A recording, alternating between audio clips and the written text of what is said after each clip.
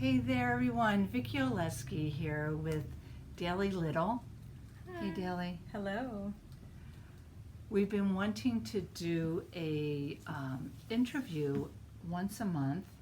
Got a little delayed back there in June, and now we're in the middle of July, full moon, eclipse. Today. What do you want to say about that? There you go. Anyway, Dailey, thank you so much for joining us. Oh, it's so like nice today, to be here. Yeah. and then for joining us Yeah. at the Healing Academy. Oh yeah, it's been a wonderful, wonderful journey. Yeah. I mean, I think back to when you and I first ever met. It was in the Flying Goat, above the Flying Goat in Santa Rosa. We were flying with the goat. Yes, and I thought, oh my gosh, I'm in the Flying Goat, and I'm a Capricorn, I'm a goat. I'm taking flight now in this strange building with ghosts, and then I think the landlord mentioned you, and that you were doing all kinds of things, and I remember meeting you and peeking in and thinking instantly, like, I know this woman, and I've never told you this before, but 10 years ago, was it 10 years ago? It's like right around 9/11 time. Maybe longer then. Oh yeah, longer. Oh yeah. So I often have psychic intuitive drawings. Like I'll draw things from the future. Oh. And I drew a picture of a woman, and it was your face. It was you. Your hair, your eyes, your smile, and it had words next to it, and it was like radiance, and then like all of these other keywords, and the idea when I drew it, I went to sleep and I dreamed of like a place of deep self-nourishment and like healing and like all of the magic. Was that? I never told you this. How lovely. Here we are. Getting caught. We like each other. Yeah. Was that the 9/11?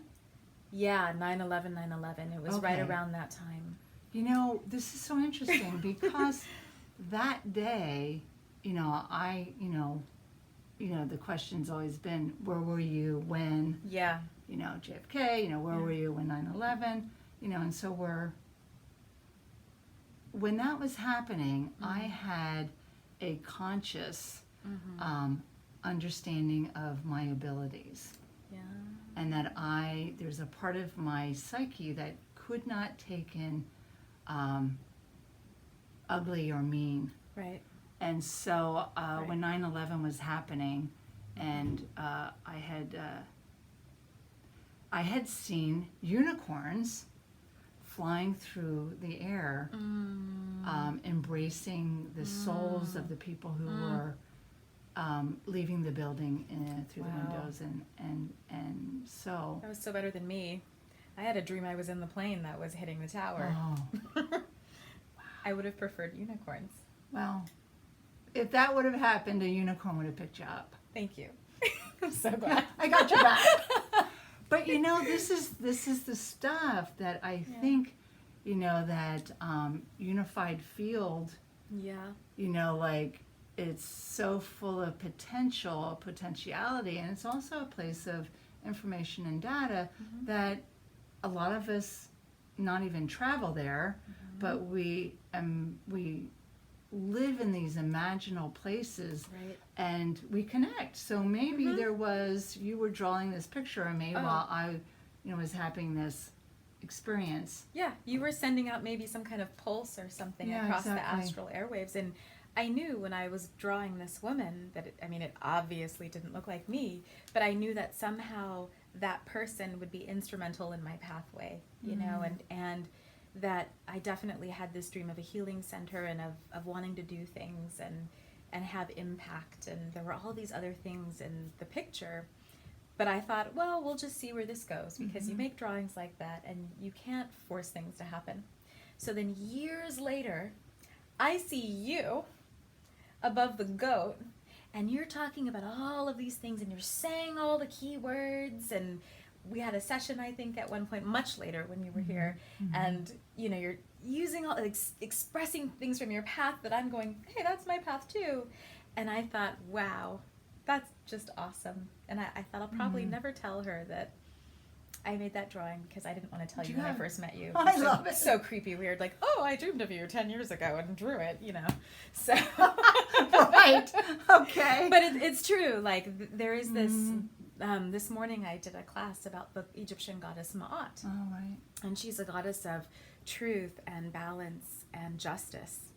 And, you know, part of the magic of being in balance and in truth is that creates, in Egypt at least, like the foundation, like a welcome mat for anything that you're going to build. Right. So if you don't have Ma'at, if you don't have the balance, you can't create anything sustainable or lasting.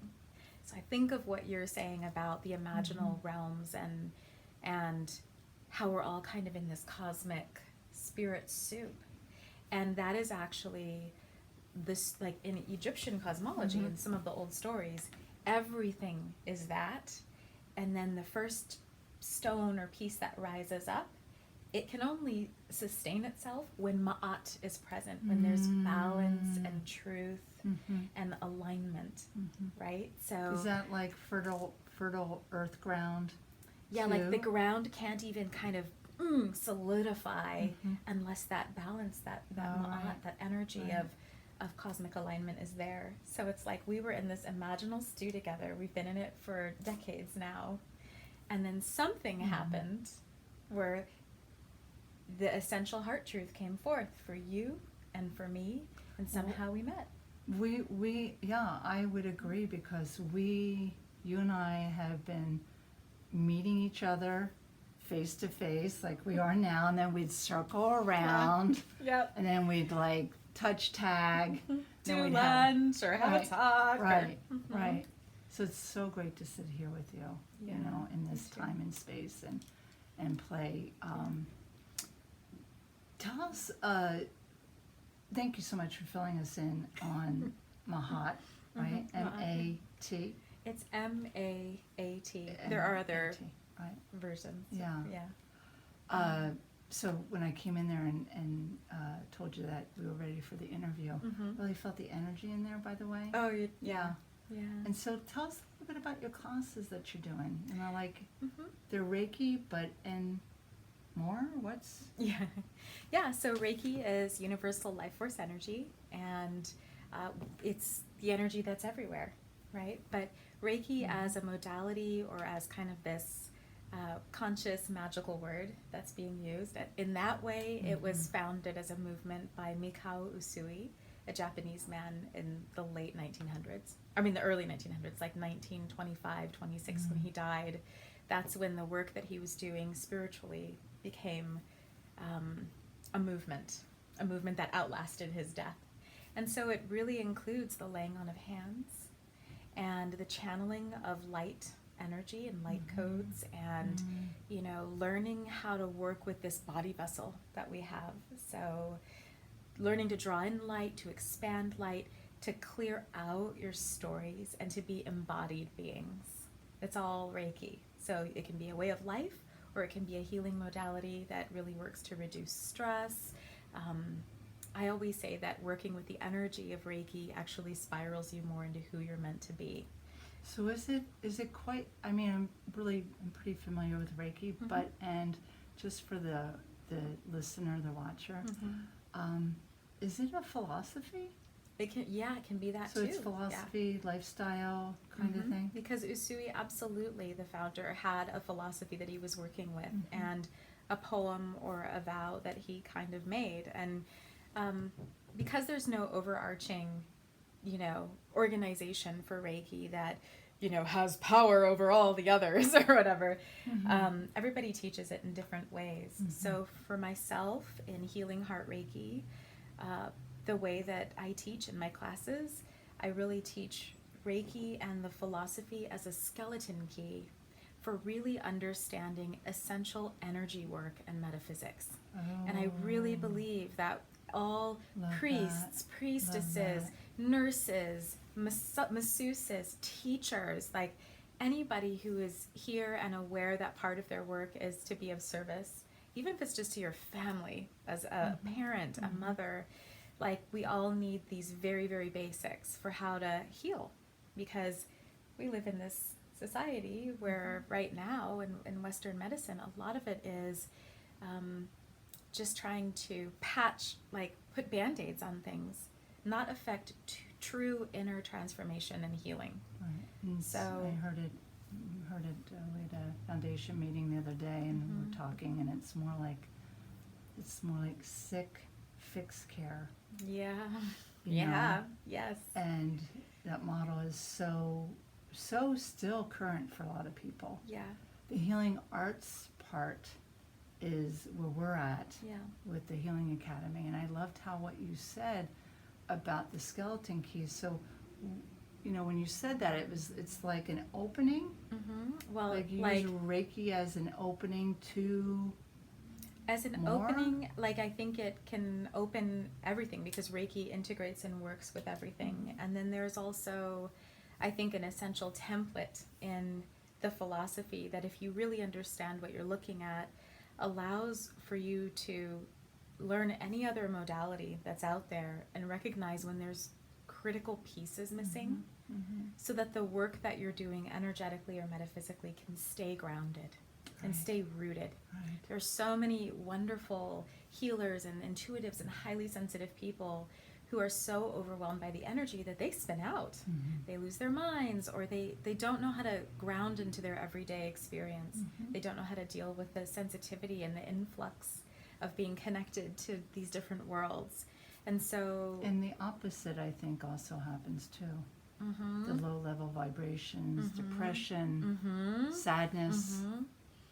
it's not in balance, not in ma'at. Right. There you go.